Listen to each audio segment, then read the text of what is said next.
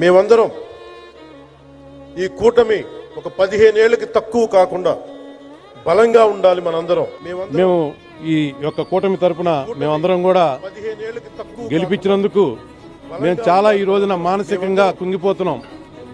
ఇలాంటి ప్రభుత్వాన్న మనం గెలిపించింది అని కష్టపడి కులమంతా ఒక తాటి మీదకి వచ్చి కూటమి ప్రభుత్వాన్ని అధికారంలో తెచ్చుకున్నందుకు మాకు మంచి బహుమానం వచ్చింది.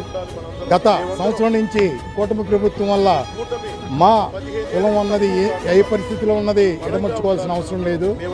సాధువులు అనుకోవద్దు, దయచేసి రిటర్న్ గిఫ్ట్ ఇచ్చే పరిస్థితి వచ్చేంత వరకు తెచ్చుకోవద్దు. ఆ కుటుంబానికి న్యాయం చేసి తిరుమల శెట్టి కుటుంబానికి రక్షణ కల్పించకపోతే మళ్ళీ మా తిరుగుబాటు ఎలా ఉంటుందన్నది మీ సామాజిక వర్గానికి బాగా తెలుసు. దయచేసి ఆ పరిస్థితి తెచ్చుకోవద్దు. ఏదో పవన్ కళ్యాణ్ పుణ్యమా అని అన్నదమ్ముల్లాగా ఉందామని మేము భావిస్తున్నాము. మీరు మమ్మల్ని పాలేరులాగా చూడాలని ప్రయత్నం చేస్తే పాతాళానికి తొక్కటం ఎలాగో మాకు బాగా తెలుసు.